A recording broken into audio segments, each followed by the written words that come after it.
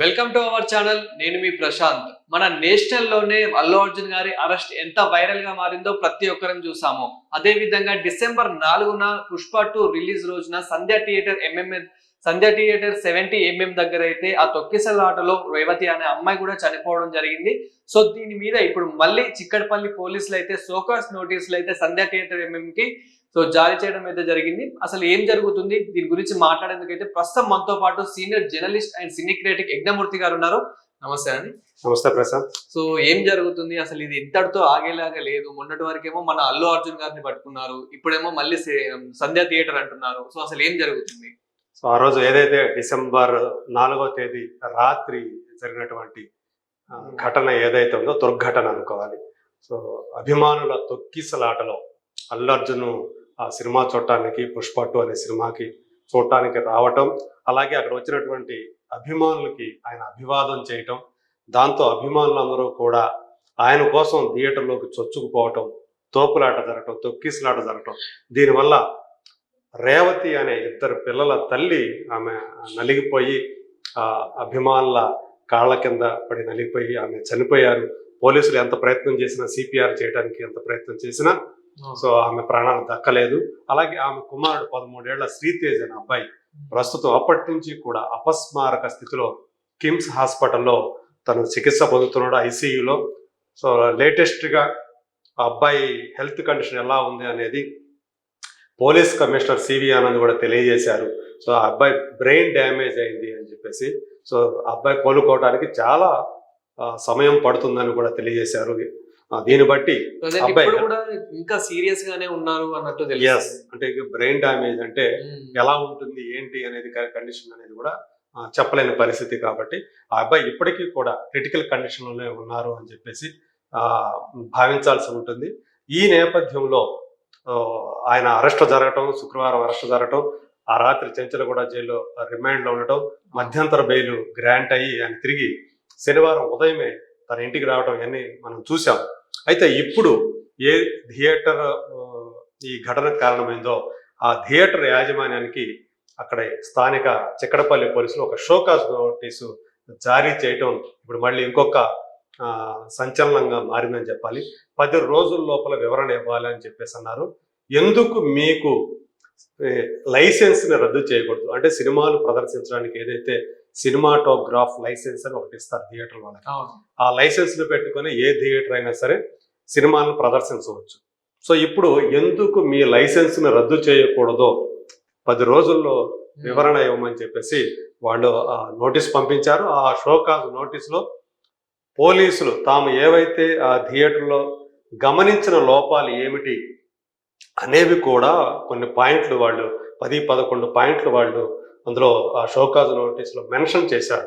అందులో ప్రధానంగా మౌలిక సదుపాయాలు సరైన పరిస్థితుల్లో లేవు, అలాగే ప్రేక్షకులకి స్పష్టంగా కనిపించేటట్లు ఎంట్రీ ఎగ్జిట్ బోర్డులు అంటే లోపలికి నుంచి కూడా బయటకు వచ్చేటప్పుడు కూడా సరైన రీతిలో ఆ ఎంట్రీ ఎగ్జిట్ అనే సైన్స్ సరిగా లేవు, సైన్ బోర్డులు సరిగా లేవు అని వాళ్ళు అందులో కూడా మెన్షన్ చేశారు.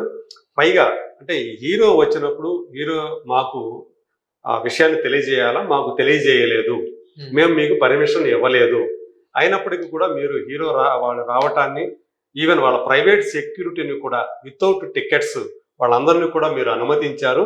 ఇదంతా ఈ తొక్కిసలాట జరగటానికి కారణమయ్యారు, ఒక మహిళ మృతికి కారణమయ్యారు, అలాగే ఒక అబ్బాయి చావు బతుకులు ఉండడానికి కారణమయ్యారు. దీనికి సంబంధించి మీరు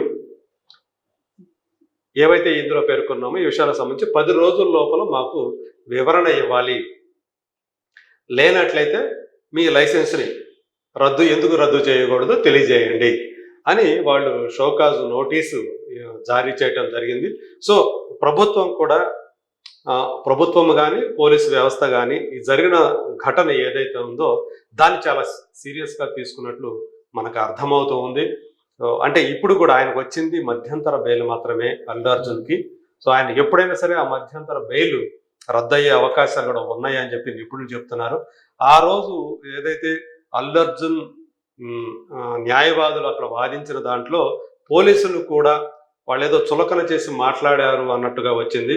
ఫస్ట్ ఫ్లోర్ నుంచి హీరోని చూడటానికి వీళ్ళు కూడా పోలీసులు కూడా వచ్చారు, వాళ్ళు కూడా సరిగా విధులు సరిగా నిర్వర్తించలేదు అన్నట్లు వాళ్ళని తక్కువ చేసి మాట్లాడారని కూడా బయటికి ఒక ప్రచారం వచ్చింది బయటికి. దీని విషయం కూడా పోలీసులు కొంత సీరియస్గానే ఉన్నట్టు తెలుస్తుంది. ఏదేమైనా అంటే అరెస్టు జరగడం, ఆ తర్వాత ఆయన చెంచలగూడ జైల్లో ఒక రాత్రి గడిపి మరుసటి రోజు బయటికి వచ్చిన తర్వాత ఆయన ఇంటి వద్ద జరిగినటువంటి హంగామా ఏదైతే ఉందో దీన్ని కూడా పోలీసులు సునిశ్చితంగా గమనిస్తున్నారు. ప్రభుత్వం కూడా దీన్ని కూడా కౌంట్లోకి తీసుకుంది. ఇంత అవసరమా ఆ రోజు? ఎందుకంటే వాళ్ళే స్వయంగా అల్లు అర్జున్ టీం ఎవరైతే ఉన్నారో వాళ్ళు లైవ్ టెలికాస్ట్ కూడా ఇచ్చారు, వాళ్ళ కెమెరాలు స్వయంగా పెట్టి. అంటే దాన్ని కూడా వాళ్ళు ప్రచారం కోసం వాడుకున్నారు. యాక్చువల్గా సంధ్యా థియేటర్లో అల్లు అర్జున్ రావటం, సో అక్కడ జరిగిన హంగామా ఇదంతా కూడా వాళ్ళు ఒక ఈవెంట్ లాగానే ప్లాన్ చేశారు. దాన్ని కూడా వాళ్ళు సినిమా ప్రమోషన్లో భాగంగానే దాన్ని డిజైన్ చేశారు. కానీ ప్రజల యొక్క, ప్రేక్షకుల యొక్క సేఫ్టీని గాలి కొదిలేశారు అని చెప్పేసి కొంతమంది విమర్శిస్తూ ఉన్నారు. పోలీసులు కూడా దీన్ని అదే అభిప్రాయంతో ఉన్నారు. సో ఈ నేపథ్యంలో ఈ ఘటన జరిగిన దరిమిలా సో ఎవరైతే బాధితులు ఉన్నారో వాళ్ళని, అంటే ఇది ఇంకా కోర్టు మెట్లు ఎక్కక ముందే అల్లు అర్జున్ వాళ్ళ టీము ఆ కుటుంబాన్ని, బాధిత కుటుంబాన్ని పరామర్శించే అవకాశం ఉన్నప్పటికీ కూడా ఆ పని చేయలేదు. సో ఇప్పుడు ఆ విమర్శలు ఏవైతే వస్తున్నాయో, అబ్బాయిని ఏ హాస్పిటల్లో అయితే ఉన్నాడో ఆ హాస్పిటల్కి వెళ్ళి ఆ అబ్బాయి కండిషన్ని పరామర్శించి రావచ్చు, కానీ ఆ పని చేయలేదు అల్లు అర్జున్. కానీ ఒక వీడియో ఒకటి రిలీజ్ చేసి చేతులు దులుపుకున్నట్టుగా ఒక మొక్కుబడిగానే ఉంది, కానీ మనస్ఫూర్తిగా దాని మీద చింతిస్తున్నట్లుగా కూడా ఆయన కల్పించట్లేదు అని కొంతమంది విమర్శలు చేస్తూ ఉన్నారు.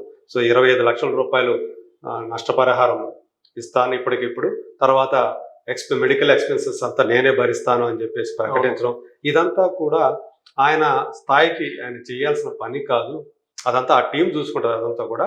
సో మొత్తం నేను ఆ కుటుంబానికి నేను ఏం ఆసరాగా ఉన్నాను, ఇక నుంచి ఆ కుటుంబం నా కుటుంబం అని గనక అల్లు అర్జున్ గనక ప్రకటించి ఉన్నట్లయితే అది ఆయన మీద అందరికీ కూడా ఒక సానుభూతి కానివ్వండి, ఒక గౌరవం కానీ పెరిగి ఉండేది.